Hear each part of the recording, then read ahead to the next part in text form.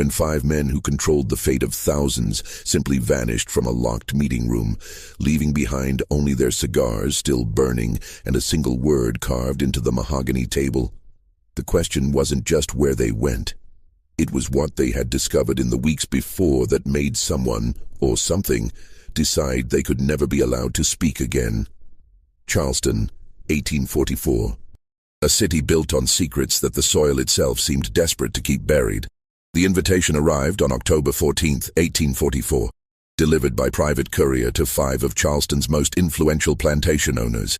Each envelope bore the same crimson wax seal, a ship's anchor intertwined with cotton bolls, and contained identical cards printed on expensive cream paper. A matter of collective urgency requires immediate consultation. October 23rd, 8 o'clock evening. The Wellington Club, Private Chamber 3. Attendance is not optional. Burn this invitation. No signature.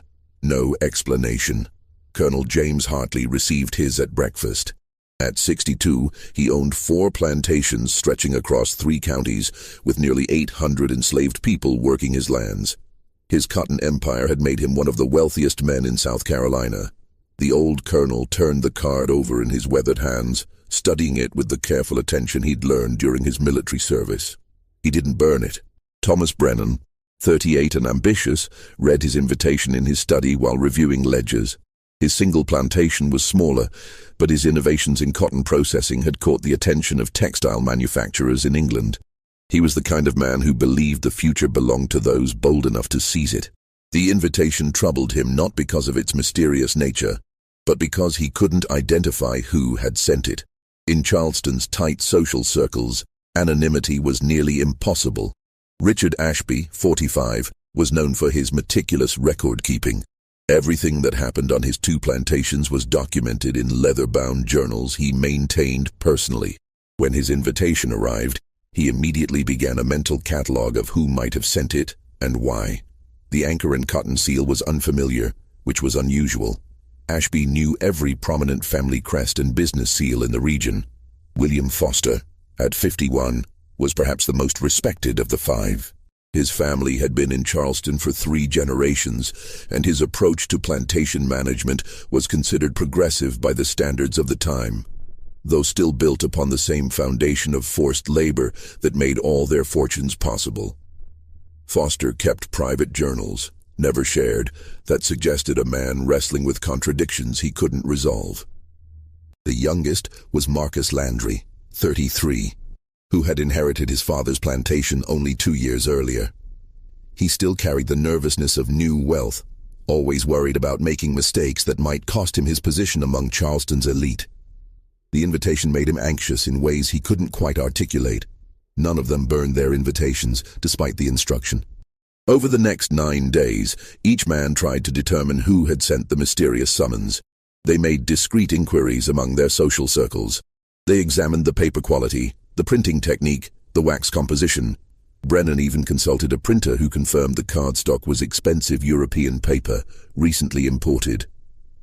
The Wellington Club was an exclusive establishment on Meeting Street, where Charleston's wealthiest men gathered for drinks, cigars, and the kind of business discussions that shaped the entire region's economy.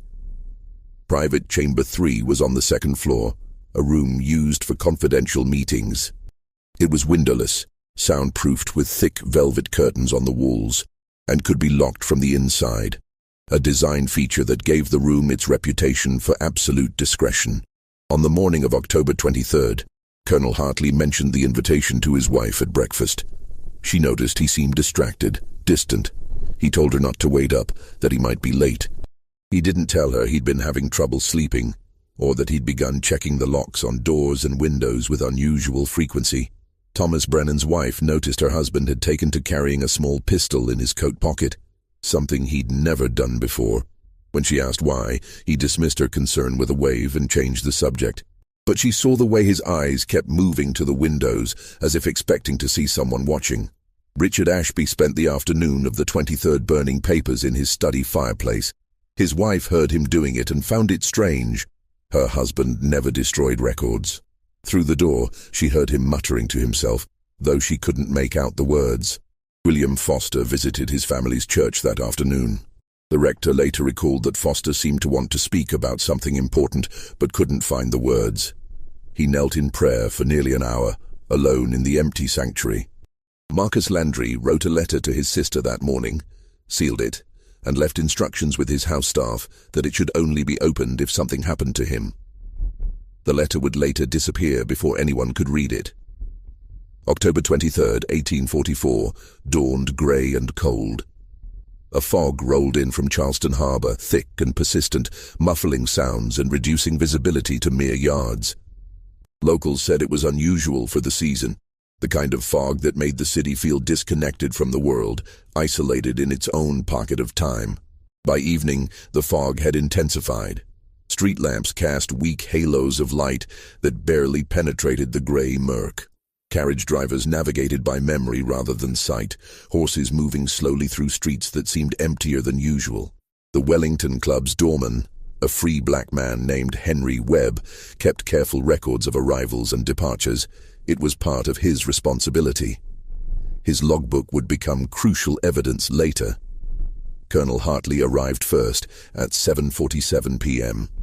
Webb noted the colonel seemed agitated, looking over his shoulder as he entered.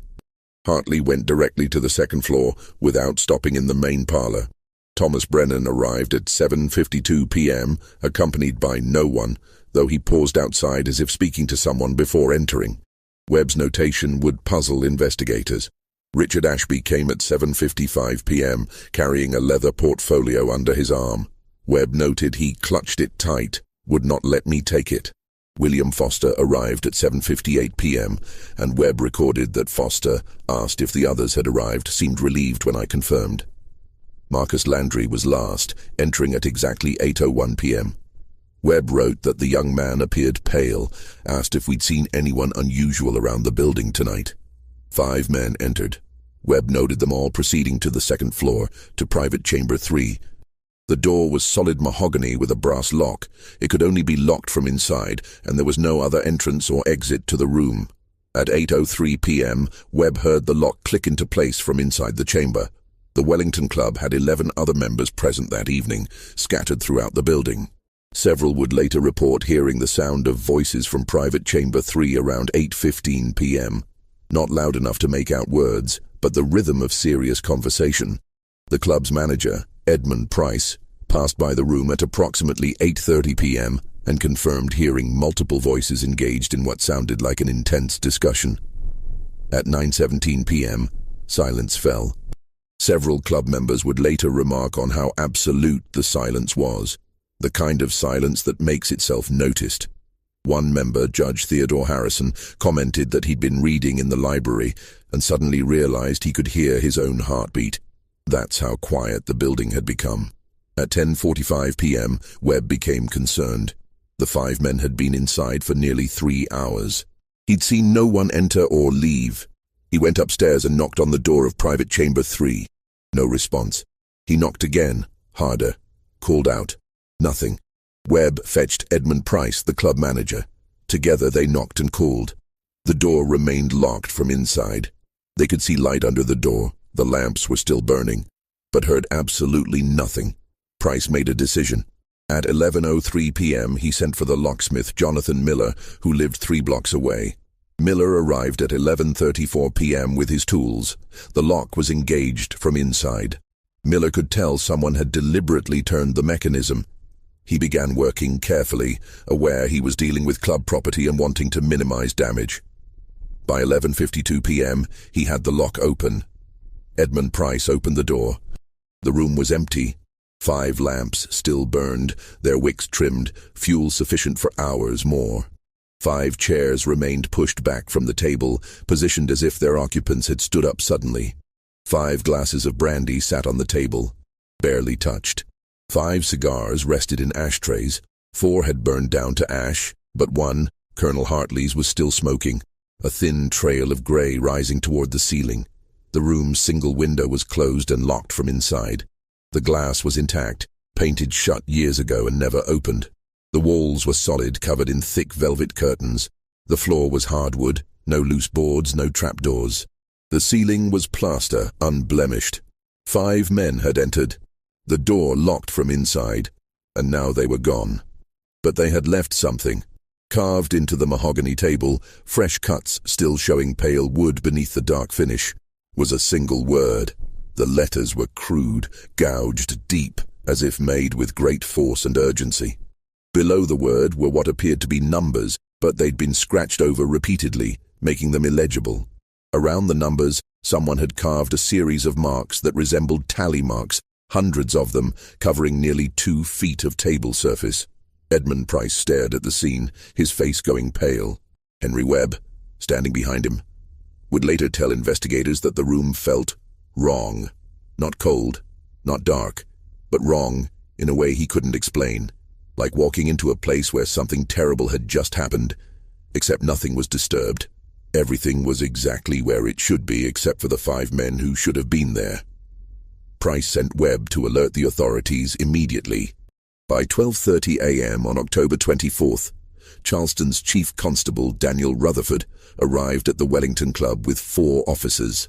Rutherford was a methodical man, experienced in dealing with the city's various crimes and disturbances. He'd never encountered anything like this.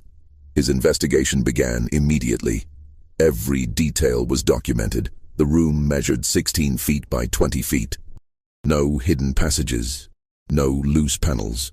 The window remained locked from inside, painted shut with multiple layers, clearly unopened for years. Paint chips confirmed this. The door had been locked from inside with the key still in the mechanism. No other exits existed. The 5 cigars were examined. 4 burned to ash. Colonel Hartley's was still smoking when they entered, meaning it had been lit within the past 10 to 15 minutes. Yet the men had been inside, with the door locked, for over 3 hours. The brandy was tested. Nothing unusual. No signs of poison or drugs. The carved word reckoning and the tally marks were documented. A furniture expert would later confirm the marks were fresh, made within the past few hours. Personal effects were found. Colonel Hartley's pocket watch on the table, still ticking. Thomas Brennan's leather gloves on his chair. Richard Ashby's portfolio, left closed on the table. Inside were financial documents, plantation records, nothing unusual. William Foster's walking stick leaned against the wall. Marcus Landry's hat hung on the coat rack. Men don't vanish and leave their hats behind. Rutherford interviewed everyone present in the building that evening. 11 club members, 3 staff members including Webb and Price. The locksmith confirmed no one could have left the room while it was locked from inside. No one had seen the 5 men leave. No one had heard anything unusual after 9:17 p.m. when the voices stopped. The investigation expanded. Officers were sent to each man's home. The households of the 5 missing men received visitors in the early hours of October 24th. What Constable Rutherford's officers discovered only deepened the mystery. At Colonel Hartley's residence, they found the colonel's study disturbed. Books pulled from shelves, papers scattered across his desk. But his wife, Eleanor, insisted everything had been normal when she'd last seen him. She led the officers to his study, and her confusion was genuine. She'd been in that room just that afternoon, and it had been perfectly ordered. The colonel was meticulous about his space. More disturbing was what they found in the study's fireplace, partially burned letters, dozens of them. The officers carefully extracted what remained. Most were too damaged to read, but fragments survived. One letter addressed to the colonel contained a single legible sentence. They know about the shipment from March. Someone kept records. The rest was ash. Eleanor Hartley had never seen the letters before. She knew nothing about any shipment. When pressed, she mentioned that her husband had become increasingly withdrawn over the past 3 weeks, since around October 1st. He'd stopped sleeping well. She'd wake to find him standing at the window of their bedroom at odd hours, watching the street below. He seemed afraid, she told the officers, though he would never admit it. At Thomas Brennan's home, officers found his wife, Catherine, distraught. She directed them to his study, where they discovered a locked drawer in his desk had been forced open from inside. The wood splintered, the lock broken outward. The drawer was empty. Catherine insisted her husband was the only one with a key to that drawer, and she'd never known him to break his own furniture. When had this happened? She didn't know. She hadn't entered his study since yesterday morning. In Brennan's bedroom, hidden under the mattress, officers found a loaded pistol and a hand-drawn map. The map showed Charleston Harbor and surrounding waterways, with specific dates written next to certain locations. March 14th, April 3rd, June 22nd, August 15th. No explanation of what the dates meant. Richard Ashby's wife, Margaret, was more composed than the others, but her concern was evident. She led officers to her husband's study, where they found his famous journals. Years of meticulous records covering every aspect of his plantation operations. 37 leather-bound volumes arranged chronologically on his shelves. Except one was missing. Margaret confirmed it immediately. The journal from March to September 1844 was gone. Richard had been writing in it as recently as last week. She'd seen it on his desk. Now it wasn't anywhere in the study, and Richard would never have removed it from this room. He was obsessive about keeping his journals organized and accessible. Officers searched the entire house. The journal wasn't found. What they did find, tucked into another journal from 1843, was a loose page covered in Richard's handwriting. It appeared to be a list of names, 47 names to be exact. All appeared to be names of enslaved people, though not from Ashby's own plantation. Next to each name was a single word: sold or gone. The date at the top of the page was March 18th, 1844. At William Foster's home, his wife, Julia, was waiting for news, pale with worry.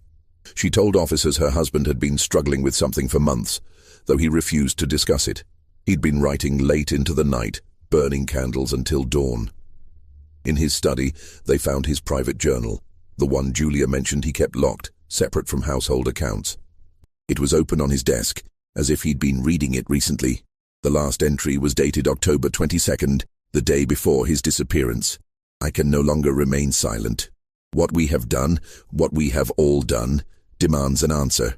The others believe we can bury this like we've buried everything else, but some things won't stay buried. Tomorrow we meet to discuss terms. I intend to tell them I'm going to the authorities. God forgive me for waiting this long. The entries before that were similarly cryptic, referencing the agreement, the arrangement, and what happened in March. Foster wrote of guilt, of sleepless nights, of seeing faces he couldn't forget. Marcus Landry's household was the most unsettling. His house staff reported that young Mr. Landry had become increasingly paranoid over the past 2 weeks. He'd hired additional guards to patrol the property at night. He'd begun locking himself in his bedroom. The sealed letter he'd written to his sister that morning was gone. No one knew where it had been placed, and no one could find it. In Landry's bedroom, officers found something that made them exchange worried glances. Scratch marks on the inside of his door. Deep gouges in the wood, as if someone had clawed at it desperately. The marks were fresh, but the door opened normally, wasn't locked or stuck. Why would someone scratch at a door that opened freely? On his bedside table was a Bible, opened to Revelation chapter 20. A single verse was underlined so hard the pen had torn through the paper. And the sea gave up the dead which were in it. Constable Rutherford coordinated his investigation from the Wellington Club, which had been sealed as a crime scene. By dawn on October 24th, he had compiled his initial findings. 5 men had vanished from a locked room. No rational explanation existed for their disappearance, but the evidence from their homes suggested they'd been involved in something together, something that had begun in March 1844 and had been weighing on them ever since. The dates kept appearing: March 14th, March 18th. Something significant had happened that month. Rutherford was a practical man, not given to superstitious thinking. He didn't believe 5 men had simply dissolved into air. They had left the room somehow, and he would determine how. But as he interviewed more witnesses and gathered more evidence, his certainty began to erode. The club's architectural plans were examined. No hidden passages, no forgotten doorways. The building had been constructed in 1798 and renovated in 1832. All records were available, all modifications documented. Private Chamber 3 was exactly what it appeared to be: a simple rectangular room with 1 door, 1 window, and no secrets. Could the men have escaped before the door was locked? Rutherford traced their movements carefully. Henry Webb's testimony was clear. All 5 men went upstairs. He heard the lock engage at 8:03 p.m. After that, multiple witnesses confirmed hearing voices from the room at various times until 9:17 p.m. The voices had definitely been inside that room for over an hour after the door was locked. The cigar bothered Rutherford more than anything else. Colonel Hartley's cigar had been smoking when they opened the door at 11:52 p.m. Smoking, not burned down to ash like the others, but actively smoldering with a lit ember. That meant it had been puffed on, drawn air, within the past few minutes. Yet no one had been in that room. On October 25th, Rutherford received a visit from a harbor master named George Whitfield. Whitfield had heard about the disappearances and believed he had relevant information. Those 5 men, Whitfield said, sitting in Rutherford's office. They were asking questions down at the docks about 3 weeks ago. All of them, at different times, asking about the same thing. What thing? Rutherford asked. A ship called the Meridian arrived in Charleston Harbor on March 13, 1844, left 3 days later, March 16th. The 5 missing men were all asking about its cargo manifest. Rutherford leaned forward. What was its cargo? Whitfield shifted uncomfortably. Officially, cotton and tobacco bound for Liverpool, but there were rumors the Meridian carried other cargo too, cargo that wasn't documented. In 1844, the international slave trade had been illegal in the United States for decades.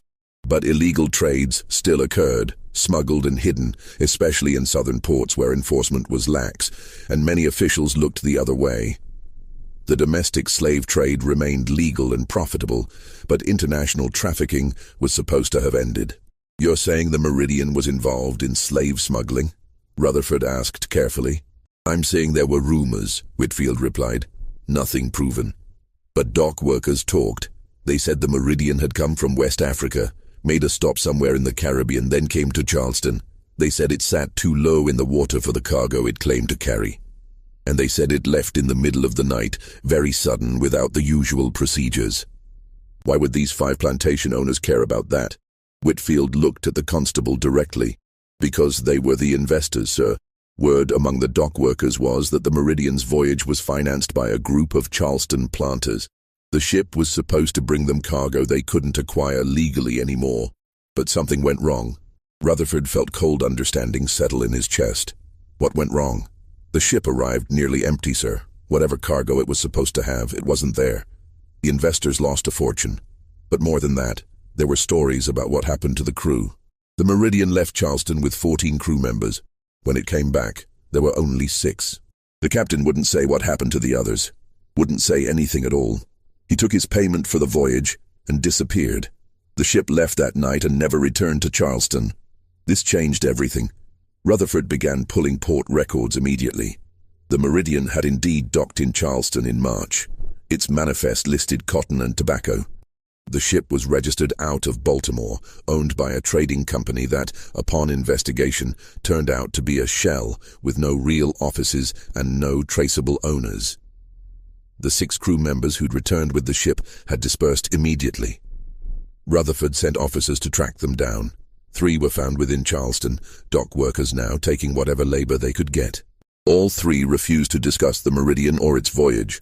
One became so agitated when questioned that he pulled a knife and had to be restrained. Between shouts and curses, he said only one coherent thing. What's done is done.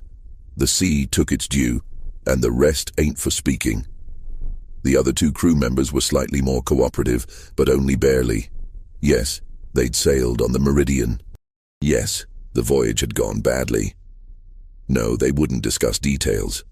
When pressed about the missing crew members, both men became visibly afraid. One crossed himself repeatedly and mumbled prayers. The other simply walked away, and no amount of legal intimidation would bring him back to answer questions. The remaining 3 crew members had vanished, left Charleston right after the Meridian departed and hadn't been seen since. Rutherford obtained the ship's official log from port records, but it was useless. Bare minimum entries, nothing about the voyage's actual nature or what had happened. The captain's name was listed as Samuel Garrett, a name that appeared in no other shipping records before or after the Meridian's Charleston visit. The man had vanished as completely as the 5 plantation owners. But Rutherford had dates now. The Meridian arrived March 13th. Based on the evidence from the missing men's homes, something significant happened around March 14th to March 18th. That was when everything changed for them. That was when their fear began. On October 28th, 5 days after the disappearances, a man came forward with information. His name was Benjamin Cole, and he worked as a clerk at the Charleston Custom House, responsible for processing import and export documentation. Cole was nervous, sweating despite the cool weather. He told Constable Rutherford he'd been debating whether to come forward, afraid of losing his position or worse. There was paperwork, Cole said quietly, sitting in Rutherford's office, about the Meridian. Paperwork that didn't go through normal channels. Explain, Rutherford said. Cole swallowed hard. On March 15th, Richard Ashby came to the Custom House. Not to the main desk. He came specifically to me, asked if we could speak privately. He knew I handled certain sensitive documents that needed to be processed quietly. You're saying he bribed you? Yes, sir. Cole's voice was barely above a whisper. He paid me to expedite clearance for the Meridian, to overlook certain inspection requirements, and to ensure the ship could leave port without the usual delays. He paid me $200, sir. That's more than I make in 4 months. $200 in 1844 was serious money, enough to make a man look the other way. Did Ashby say why? Rutherford asked. No, sir, but he was scared. I could see it in his eyes. He kept looking over his shoulder like he thought someone might see him talking to me.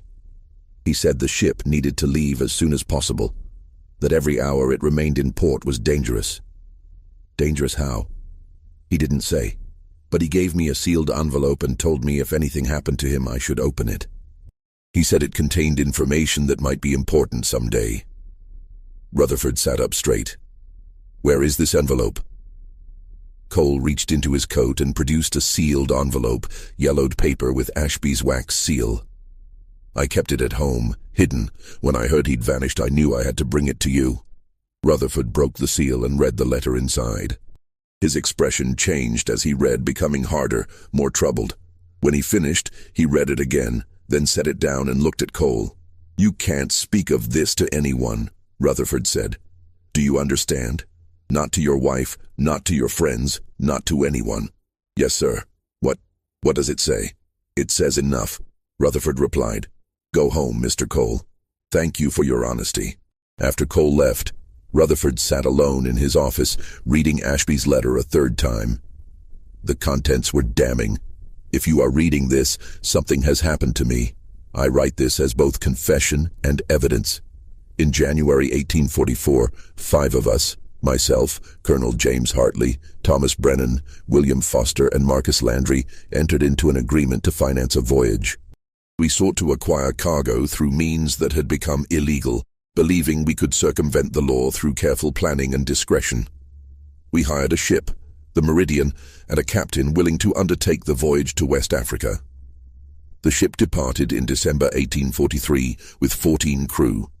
It was to return by February with cargo we would distribute among ourselves. The ship returned on March 13, 1844. But everything had gone wrong. The cargo was gone, all of it, 147 souls, lost in some manner the captain refused to explain clearly. The crew that returned was half what had departed, and those who remained were changed, haunted, broken.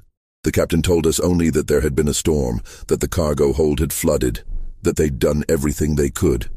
But his eyes told a different story. We paid him anyway. We had no choice. We needed him and his crew silent about our involvement. The ship left that night.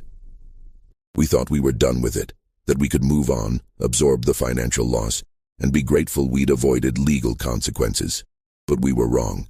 Strange things began happening. We each received anonymous letters, describing details of the voyage no one outside the crew could know. Messages left at our homes, carved into trees on our properties, whispered by people we couldn't identify. Always the same message, someone knows what we did. More disturbing were the sightings. All 5 of us have seen them, figures at night standing at the edges of our properties. When we approach, they vanish. But we see them clearly enough to know they are the faces of the cargo we tried to buy. The faces of people who died because of our greed. I do not ask for forgiveness. I ask only that the truth be known. If something happens to me, investigate the Meridian. Investigate March 1844. What we did demands accounting. The letter was signed and dated October 20th, 3 days before Ashby vanished. Rutherford sat in the growing darkness of his office, the letter in his hands. He was beginning to understand what had happened, or at least the outline of it. 5 men had financed an illegal slave trading voyage. The voyage had failed catastrophically, resulting in the deaths of 147 enslaved people and 8 crew members. The investors thought they could bury the truth by paying off the survivors and letting the ship disappear. But someone had known. Someone had been sending them messages, haunting them, driving them towards some final confrontation. The word carved in the table, reckoning. The tally marks. Rutherford counted them carefully in his notes. There were 147 distinct marks carved into the table, the same number as the lost cargo. Someone had orchestrated the 5 men's disappearance. But who? And how had they vanished from a locked room? As October turned to November, the investigation intensified. Rutherford's team interviewed hundreds of people, dock workers, ship crews, plantation employees, anyone who might have information about the Meridian or the 5 missing men. Patterns emerged. Multiple enslaved people from the 5 men's plantations reported that their owners had become increasingly paranoid in the weeks before the disappearance. Extra guards were hired.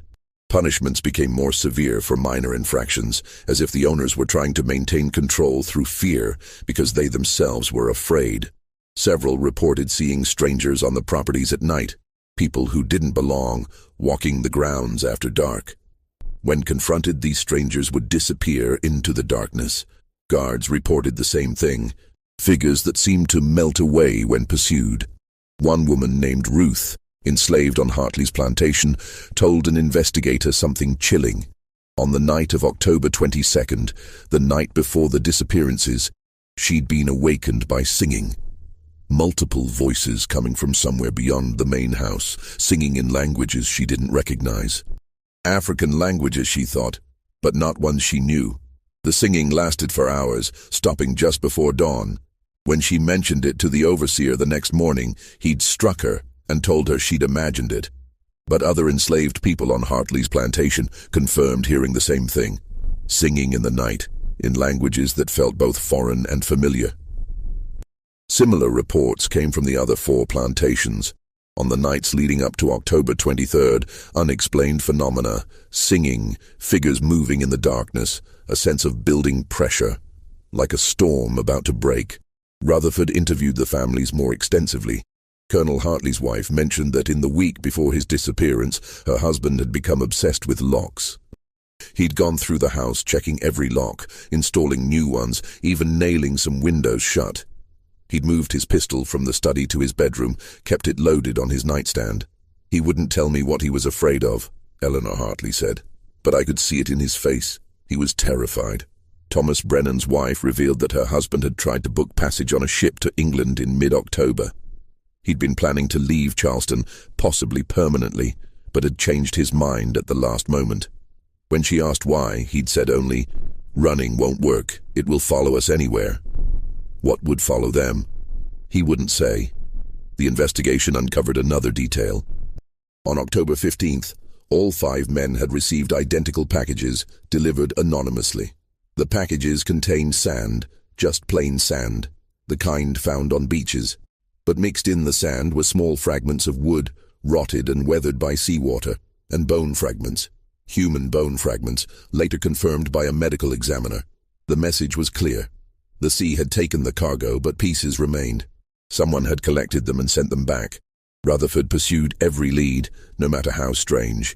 He interviewed mystics and root workers, people who claimed knowledge of spiritual matters. Most were charlatans, but a few provided insights that troubled him.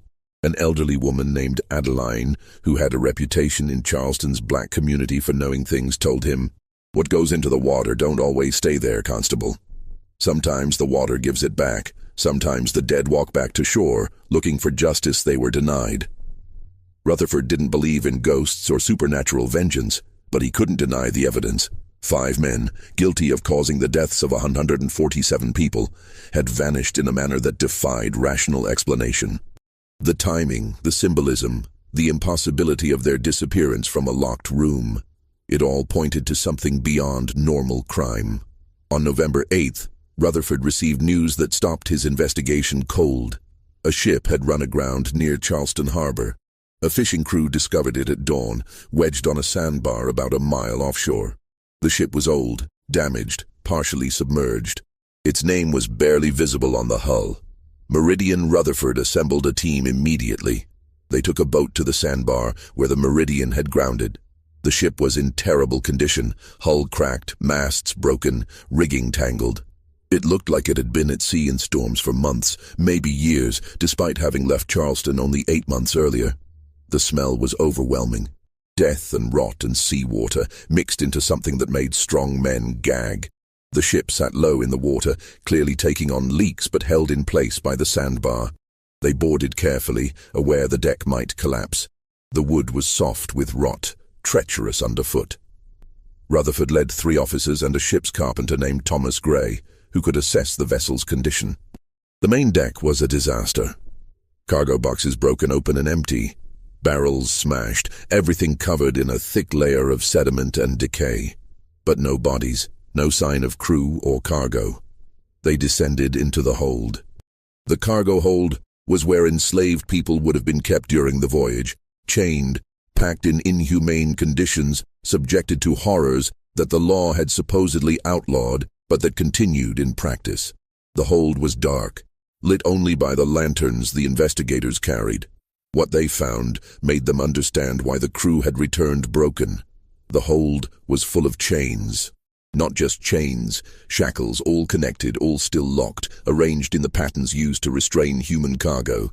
But the shackles were empty. 147 sets of chains, all locked, all empty. How does someone escape locked chains? How do 147 people escape locked chains simultaneously? Gray examined the shackles closely. These weren't picked, he said, weren't broken. They're locked properly from the outside, but there's no one in them. On the walls of the hold, messages had been carved into the wood. Hundreds of marks, words in multiple languages. Rutherford couldn't read most of them, but he recognized some patterns. Names, perhaps.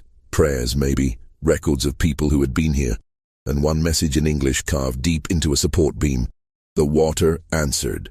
They searched the rest of the ship. In the captain's cabin, they found the ship's log. The real log, not the sanitized version filed with port authorities. The final entries were dated March 14, 1844. 3rd day out of harbor. Storm hit yesterday evening. Worst I've seen in 30 years at sea. Cargo hold flooded before we could secure it. Water came up so fast, like the ocean was trying to swallow the ship whole. By the time we got the hold open, they were gone. All of them. 147 people and not a single body. The chains were still locked. The hold was full of seawater but no bodies. How is that possible? Crew is panicking. They're saying the sea took them, that the ocean demanded payment for what we were doing. Superstitious nonsense, but I can't explain it either. We've lost Johnson, Peters, Mackenzie, Walsh, Davis, Montgomery, Pike, and Reed. Washed overboard in the storm, or so I thought. But Matthews swears he saw Johnson below deck this morning, standing in the flooded hold, just standing there with water up to his chest. When Matthews called out, Johnson didn't respond, just stood there staring. Then sank down into the water and was gone. I don't believe in ghosts, but something is wrong with this ship. The log ended there. No more entries. The Meridian had somehow limped back to Charleston, delivered its crew of survivors, then disappeared back to sea. And now it had returned, empty and rotting, as if the ocean had finished with it. Rutherford's team searched every inch of the vessel. In the crew quarters they found personal effects left behind. Clothes, tools, religious items, everything covered in that same sediment, that same smell of rot and seawater. But they found something else too. In a small storage locker near the captain's cabin, wrapped in oilcloth and somehow preserved despite the ship's condition, were 5 leather pouches. Each pouch contained a substantial amount of gold coins. The payment the 5 investors had given to the captain and crew for their silence, and each pouch had a name carved into the leather: Hartley, Brennan, Ashby, Foster, Landry. The money they'd paid to bury their crime had returned with the ship. Rutherford stood on the deck of the Meridian, watching the sun set over Charleston harbor, and felt the weight of everything settling into place. 5 men had financed a voyage of human trafficking. 147 people died as a result, drowned in a flooded hold, their bodies never recovered. The crew, traumatized and broken, had been paid to keep silent. The investors thought they'd escaped consequence. But someone had known. Someone had been haunting them, leaving messages, building toward the night of October 23rd, when all 5 men gathered in a locked room and vanished without explanation. Rutherford had no rational explanation for how they disappeared, but standing on the deck of this death ship, feeling the way it seemed to settle deeper into the sandbar as if trying to pull itself back into the sea, he understood that some crimes demanded answers beyond what the law could provide. The Meridian was towed to Charleston's naval yard and secured. Rutherford filed his report with the city authorities, documenting everything he'd discovered. The case of the 5 missing plantation owners was officially classified as unsolved, though Rutherford's report made clear his belief that their disappearance was directly connected to their financing of an illegal slave voyage that had resulted in 147 deaths. The disappearance of 5 prominent plantation owners sent shockwaves through Charleston society. The families demanded answers, threatened legal action, hired private investigators. But no additional evidence was ever found. The room at the Wellington Club was examined by experts from as far away as Boston. Structural engineers, architects, even a stage magician who specialized in exposing fraudulent spiritualists. No one could explain how 5 men had left a room locked from the inside, leaving behind only their personal effects and a freshly smoking cigar. The table with its carved word, reckoning, and its 147 tally marks was kept as evidence. The Wellington Club eventually closed that room permanently, unable to rent it to members who found it deeply unsettling. The 5 widows faced financial difficulties. The investments their husbands had made in the Meridian represented substantial sums, money that was never recovered. The families filed claims against the ship's owners, but the company was a shell that dissolved into legal nothing. The Charleston courts eventually ruled the families had no recourse. More quietly, rumors spread through Charleston's enslaved communities. Stories of 5 powerful men who had tried to traffic in human lives and had been called to account. The stories varied in details, but carried the same message. Justice exists beyond the laws written by men.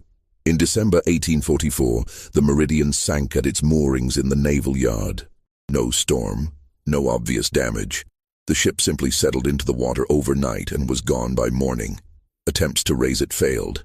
It's still there, buried in harbor mud, a grave marker for 147 people whose names were never recorded in official histories. Throughout the winter of 1844-1845, investigators continued searching for the 5 missing men. Bodies never surfaced. No witnesses came forward with credible sightings. It was as if the men had been erased from existence, leaving only the mystery of their final night and the evidence of what they'd done. Benjamin Cole, the custom house clerk, died in February 1845, found drowned in shallow water near the docks. The official verdict was accidental death, but there were no witnesses, and the circumstances were suspicious. Some believed he'd been silenced for what he knew. Others thought guilt over his role had driven him to take his own life. The 3 surviving Meridian crew members who'd been found in Charleston all left the city within weeks of the ship's reappearance. None were ever located again. The documentary trail suggests they changed their names and disappeared into other port cities, trying to escape whatever haunted them. One member of the Meridian's crew did resurface years later. In 1852, a sailor in Boston named William Thatcher, dying of pneumonia, gave a deathbed confession to a priest. Thatcher claimed he'd been on the Meridian in March 1844. He described the storm, the flooded hold, the impossible disappearance of the chained cargo, but he added details that had never been publicly reported. According to Thatcher, in the days after the storm, the surviving crew members experienced shared nightmares. Every night, they'd dream of drowning, of being chained in darkness while water rose around them. They'd wake, gasping, choking, convinced they were actually drowning. Some nights, they'd wake to find seawater in their bunks, despite being on a dry ship under clear skies. Thatcher said the crew believed the cargo, those 147 people who died in the hold, weren't gone. They were with the ship, in the ship, part of the ship now, watching, waiting. The priest who heard Thatcher's confession recorded it and sent it to authorities in Charleston. By then, 8 years had passed since the disappearances. The case was cold. Rutherford had retired. No one followed up. The families of the 5 missing men eventually moved on with their lives. Widows remarried, children grew up. Plantations were sold or managed by others. Time did what it always does. It buried the past under layers of new present moments.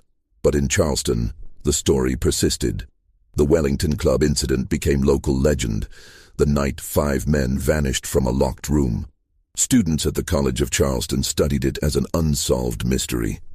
Journalists periodically revisited the case, hoping to find new evidence. No one ever did. In the spring of 1846, a different kind of visitor came to Charleston. His name was Frederick Bailey, though he would later be better known by another name. He was traveling through the South, gathering information, making contacts, building the network that would eventually help enslaved people escape to freedom. While in Charleston, he heard the story of the 5 plantation owners who had vanished. He spoke with some of the enslaved people from their plantations, conversations that were dangerous for everyone involved, but happened nevertheless in quiet moments, in hidden places. What they told him wasn't part of any official record. They told him about the singing in the nights before the disappearances, about the figures that walked the properties after dark, about a woman named Eliza, who worked in Hartley's kitchen, and who had, the morning after the disappearances, been found standing at the property line, staring toward Charleston, with tears streaming down her face. When asked what was wrong, Eliza had said only, "They came back. They found what they were looking for." Who came back? She wouldn't say, but she seemed peaceful, relieved, as if a great weight had been lifted. Bailey recorded these conversations in his private notes.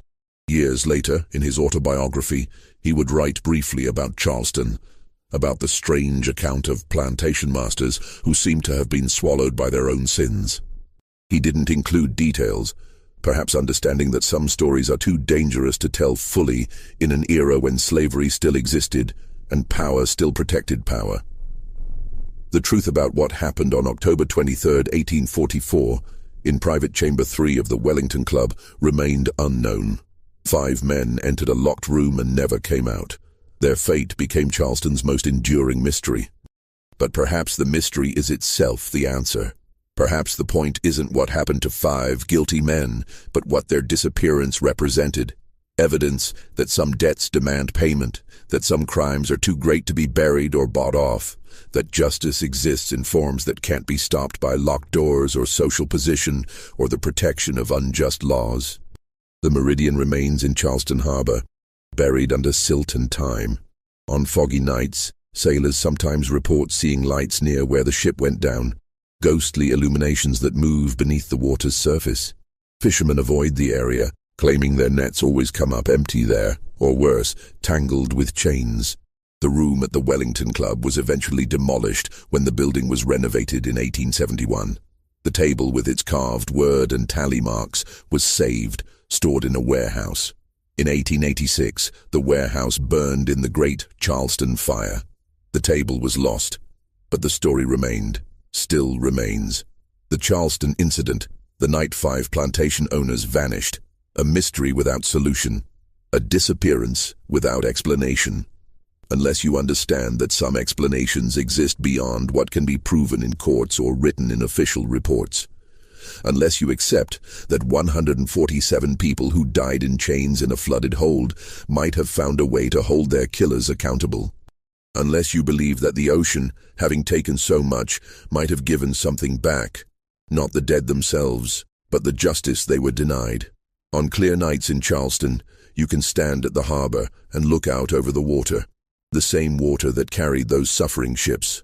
The same water that took 147 souls whose names were never recorded. whose lives were considered cargo, whose deaths were treated as financial loss rather than human tragedy. The water is still there, still moving, still holding its secrets. And somewhere beneath its surface, the meridian waits, a monument to the truth that some crimes stain deeper than time can wash away, that some reckonings come regardless of locked doors or the protection of privilege, that justice, denied in life, finds ways to manifest that no law can prevent and no power can stop. 5 men vanished on October 23, 1844. They were never found. And perhaps that, in itself, is exactly the ending their story deserved.